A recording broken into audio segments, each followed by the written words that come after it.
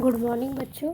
आज हम लोग परमाणु क्रमांक के बारे में अध्ययन करेंगे कि परमाणु क्रमांक की खोज मोज़ले वैज्ञानिक के द्वारा किया गया था। मोज़ले वैज्ञानिक ने ही परमाणु क्रमांक की खोज की थी और परमाणु क्रमांक के बारे में बताया था कि किसी भी तत्व के परमाणु के नाभिक में उपस्थित प्रोटॉनों की संख्या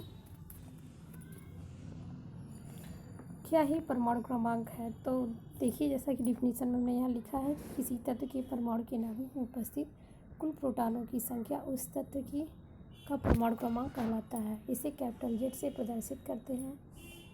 किसी भी तत्व के परमाणु विद्युत उदासीन होता है, अतः परमाणु में प्रोटॉनों तथा इलेक्ट्रॉनों की संख्या बराबर होती है।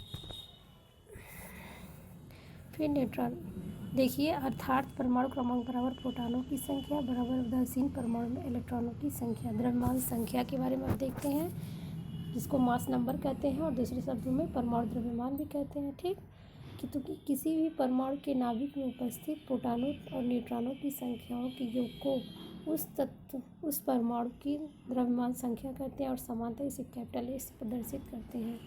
इसे समानता कैपिटल A से प्रदर्शित करते हैं। द्रव्यमान संख्या बराबर प्रोटॉनों की संख्या प्लस न्यूट्रॉनों की संख्या। न्यूट्रॉनों की संख्या अब देखते हैं, किसी परमाणु के अंदर उपस्थित न्यूट्रॉनों की संख्या को हम निम्न प्रकार प्रदर्शित कर ज्ञात कर सकते हैं। तो न्यूट्रॉनों की संख्या बराबर, ठीक, द्रव्यमान संख्या माइनस परमाणु क्रमांक। जब द्रव्यमान संख्या में से परमाणु क्रमांक के मान को घटा देंगे तो उसकी न्यूट्रॉनों की संख्या ज्ञात हो जाएगी। फिर देखिए न्यूक्लियन, किसी परमाणु के नाभिक में उपस्थित मूल कणों प्रोटॉन और न्यूट्रॉन को न्यूक्लियन कहते हैं। प्रोटॉन और न्यूट्रॉन को न्यूक्लियन कहते हैं। फिर देखिए, किसी परमाणु की द्रव्यमान संख्या उस परमाणु के नाभिक में उपस्थित न्यूक्लियनों की कुल संख्या को प्रदर्शित करती है। कहने का सेंस ये है कि किसी परमाणु की जो द्रव्यमान संख्या होगी उस परमाणु के नाभिक में उपस्थित न्यूक्लियनों की संख्या के बराबर होगी। ठीक है, फिर अब एक क्वेश्चन देख लेते हैं। ठीक, किसी तत्व की द्रव्यमान संख्या 45 है, उसका परमाणु क्रमांक 20 है, तो उनमें प्रोटॉनों और न्यूट्रॉनों की संख्या कितनी होंगी। तो देखिए, ठीक, और एक क्वेश्चन और देख लीजिए, इसको आप लोग हल कर डालिएगा। इसमें देखिए कुछ है नहीं, द्रव्यमान संख्या दिया हुआ है और परमाणु क्रमांक दिया हुआ। आपसे क्या पूछा जा रहा है, प्रोटॉन और न्यूट्रॉन की संख्या।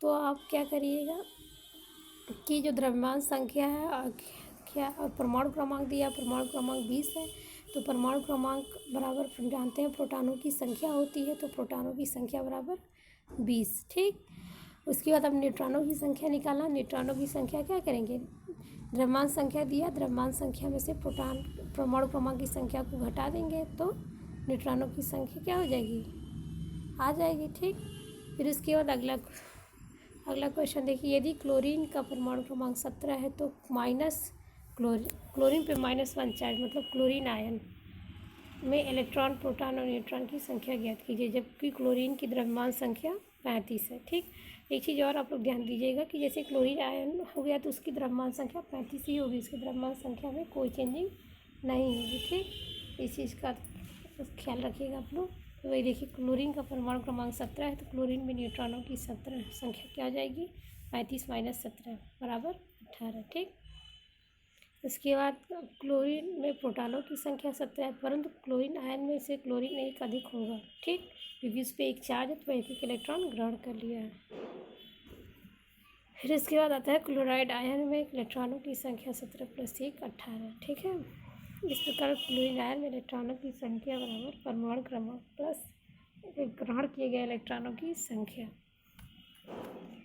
इसके बाद 17 + 1, क्योंकि एक इलेक्ट्रॉन उसने ग्रहण किया है तो 17 + 1 क्या हो जाएगा, 18। इस प्रकार से ये 18 होगा। फिर देखिए, किसी एक तत्व का परमाणु क्रमांक 30 है, उसकी द्रव्यमान संख्या 66 है, इसके परमाणु में प्रोटॉनों और न्यूट्रॉनों की संख्या ज्ञात कीजिए। अब इसमें देखिए परमाणु क्रमांक दिया हुआ है, तो पहले लिख लेंगे। देखिए, मैं सॉल्व डाल के पहले लिख लेंगे जो चीज़ हमें ज्ञात है। जैसा कि हमने लिखा है कि परमाणु क्रमांक 30, द्रव्यमान संख्या 66, फिर प्रोटॉनों की संख्या 30।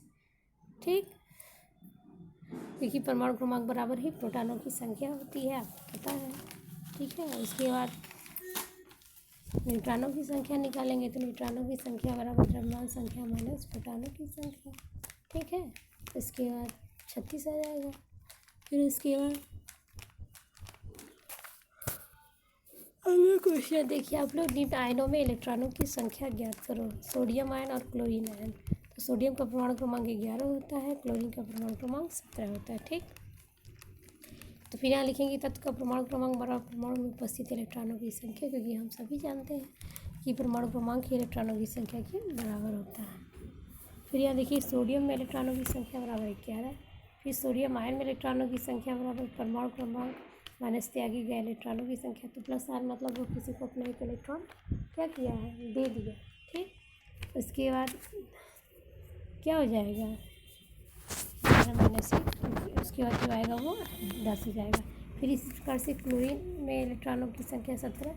फिर क्लोराइड आयन में इलेक्ट्रॉनों की संख्या परमाणु क्रमांक प्लस ग्रहण किए गए इलेक्ट्रॉनों की संख्या। तो परमाणु क्रमांक इसका 17 है, ग्रहण किया है 1 इलेक्ट्रॉन, तो 17 प्लस 1 18 इतना होगा। फिर धन्यवाद आप लोगों को, इसको अच्छे से नोट कर समझ लीजिएगा और इसके आगे का कल हम